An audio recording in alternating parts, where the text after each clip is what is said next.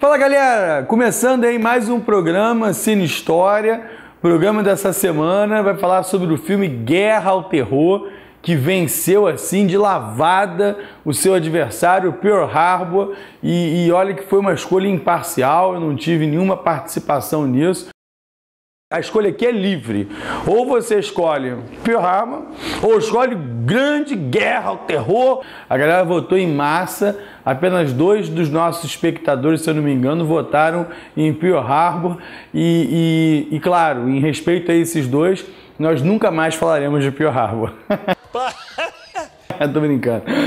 Um dia, quem sabe, né? Que não tiver filme nenhum na história, a gente fala de Pearl Harbor. Galera, não deixe de se inscrever no nosso canal. Nós temos vários canais, né? Além do canal do Cine História, que é o importante, nós temos também o do Vlog Dicionário do Mundo, que é um novo programa nosso aqui, não, um programa é um vlog, né? Antes que a produção me corrija, também podem procurar a gente aí pelo Vlog Dicionário do Mundo. A gente não, que me procura, porque a gente pede jogo de futebol e na verdade quem fala sou eu. Será, Silvio, que isso é humildade, é um jogo de marketing? A gente vai saber isso hoje. Galera, a questão é a seguinte, Cine História dessa semana, Guerra ao Terror, o nome do filme tem nada a ver com o filme.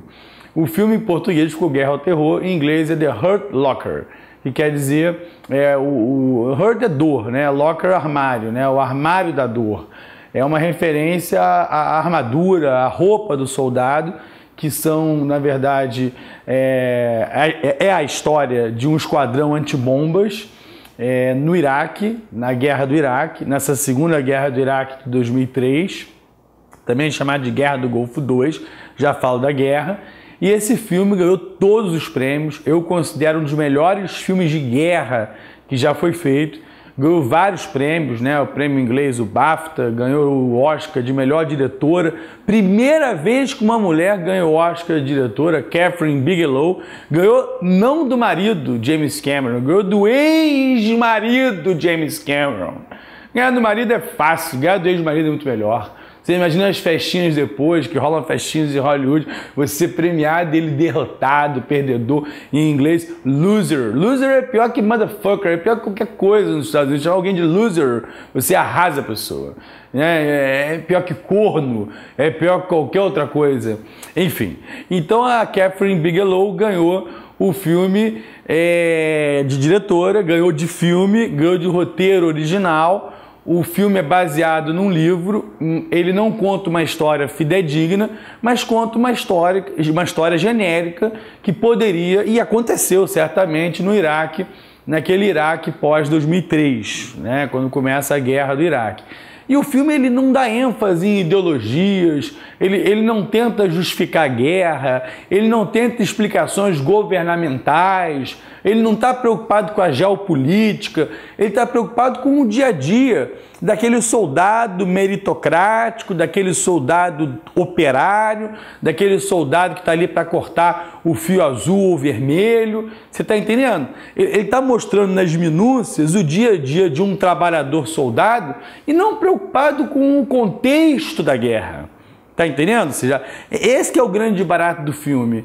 Ele é um filme que tem essa minúcia, que tem essa característica, né? Essa característica de buscar o dia a dia do soldado.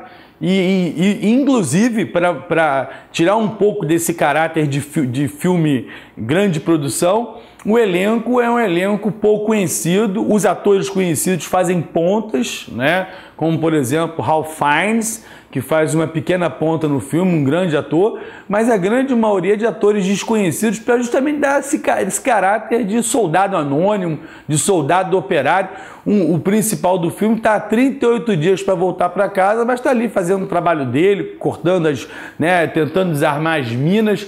Olha, eu acho um dos melhores filmes de guerra. E o contexto histórico, já que aqui é o Cine História, é lembrar que o filme não faz, o interesse do filme não é esse contexto, mas sim do programa, é a Guerra do Iraque, chamada de Guerra do Golfo II, quando o presidente que está no poder é o George W. Bush, e ele justifica a Guerra do Iraque argumentando que o Saddam Hussein tinha dado guarida para a Al-Qaeda, né? Minha mãe, inclusive, outro dia perguntou se não era guarita. Eu falei, mas guarita é aquela cabine que fica o segurança. Guarida é proteção. Ok, mãe? Resposta da minha mãe, que é fã do Cine História. Mãe, beijo na sua alma, mãe. Então, eu esqueci o que eu estava falando. Então, no caso da guerra do Iraque, o objetivo era justamente derrotar o Saddam Hussein e, com isso, justificando que ele tinha dado proteção à Al-Qaeda, né? Aí que era o fio da meada que eu tinha perdido. Mas uma guerra fake, né? Uma guerra que tinha outros interesses, como diriam os antigos, como a questão do petróleo, essencialmente. Existe um outro filme interessante do diretor Paul Greengrass, chamado Zona Verde, né? Green Zone, do Matt Damon, que mostra uma guerra mentirosa, uma guerra fake. O Bush já tinha sido um aliado de Saddam no passado, Bush pai, e eles romperam, né? O detalhe interessante é esse, porque entre 1980 e 88 houve a guerra Irã-Iraque. E o inimigo dos Estados Unidos não era o Iraque, era o Irã, dos ayatolás. Inclusive nós falamos sobre a Revolução Islâmica no filme Argo. Se você não assistiu esse programa, tem aí no setlist aí do nosso canal, você pode achar sobre o Argo. E o inimigo dos Estados Unidos, ele era o Irã. E foi nesse momento que o Bush se aproxima do Saddam. Era um aliado. Só que essa aliança se rompe quando o Saddam invade o Kuwait. Isso lá nos idos dos anos 90, 1990 e 91. E acontece a Guerra do Iraque. O Saddam Hussein não cai por quê? Porque o Bush não é reeleito, Bush pai, né? O Bush pai não é reeleito. Ele perde a reeleição para o Bill Clinton. E aí fica 8 anos no poder, de 92 a 2000, o Bill Clinton. O que o Saddam nunca imaginaria é que 8 anos depois de Bill Clinton ia ser eleito o filho de quem? O filho de quem? O filho do George Bush, o bebê de Rosemary, George W. Bush. E aí o George W. Bush assume o poder e resolve completar o serviço que o pai tinha iniciado.